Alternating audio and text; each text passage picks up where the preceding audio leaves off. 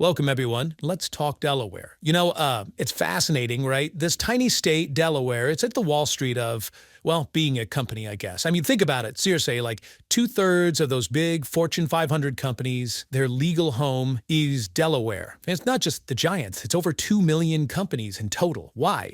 Well, it's always been this haven for corporations. They've got this rock-solid corporate law system, right? And it works. It attracts businesses like crazy.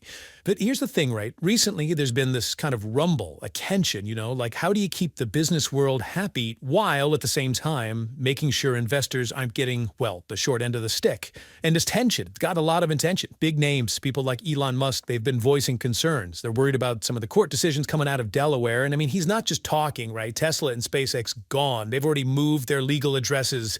And it's not just them. Even Meta, the Facebook and Instagram folks, they've been thinking about it. Same with Dropbox, TripAdvisor, even down Trump's media company. Yeah, they're considering meeting too. And get this, Simon Property Group, and they're not even controlled by a single big shareholder. Even they asked their shareholders, hey, can we move to Indiana? So what's causing all this? It boils down to this new law, Senate Bill 21, or SD21 as everyone's calling it. And this thing, what's a game changer? Especially for companies where one person or a small group holds most of the cards. It changes the whole landscape of how industrial lawsuits work, how these companies can be held accountable, and man, it's sparking some serious debate. So let's break this SP21 down and see what's really going on here. So this bill, it's all about protection, right? It basically shields corporate officers and those big controlling shareholders, especially when there might be a conflict of interest, unless they've got a company and the main shareholder, they want to sell some company stuff to, well, themselves, kind of she. This law makes it way harder for other investors to say, hey, wait a minute, that's not right, and take it to court. And there's this other big piece of SB 21. It says, okay, if a deal has this potential conflict, but gets the green light from a special committee on the board, made up of independent directors, or if the regular shareholders vote for it, floom, other investors, they're basically blocked from suing. It's like case closed no matter what. The idea, at least from the people who like this law, is to make things smoother for these kinds of deals. Less fear of lawsuits.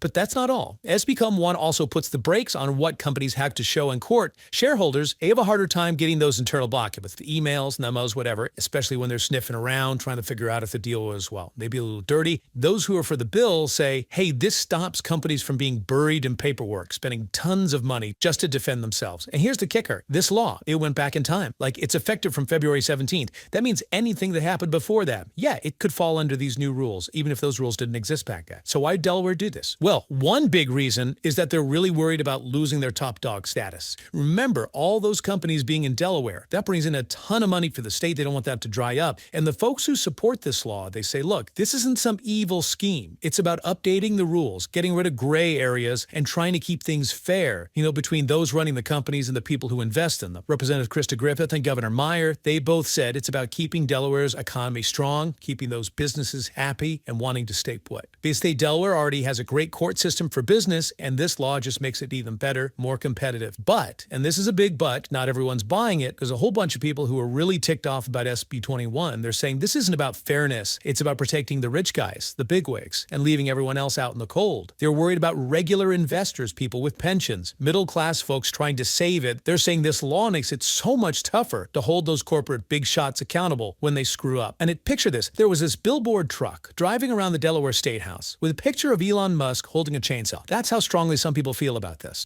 And it goes deeper. The critics are saying this law throws decades of legal precedents out the window. All those court decisions that set the rules of the game, gone. They say by making it harder to challenge deals and get those internal company documents, it's like tying investors' hands behind their backs. And they're worried that big investment firms, the ones with billions, it might just say, forget this, and push the companies they're invested in to pack up and find a state that's friendlier to investors. Even legal experts are raising eyebrows. They're saying this thing was rushed through way too fast. Usually when Delaware wants to change its big corporate laws, they take their sweet time. The Delaware Bar, they have this group, the Corporation Law Council, and they usually hash things out really carefully. This time, not so much. And get this, some legal scholars are even saying parts of this law might be, well, unconstitutional, meaning that might not even hold up in court. For investors, the big fear is that they're less protected now. It's easier for those in charge to maybe, take company assets and move them around, benefit themselves, and lead those outside investors hanging.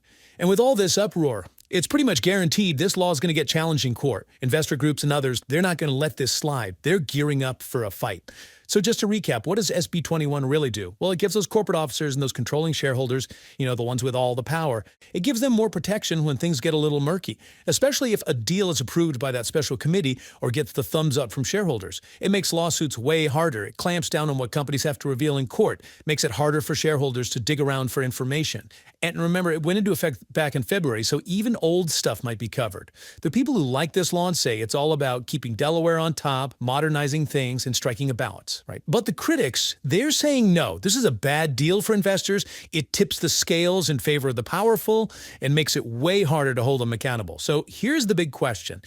What does this all mean in the long run? How does this change the power dynamic between companies and the people who put money in them? And will Delaware stay the king of the corporate world, or will this whole thing backfire? It's a lot to think about.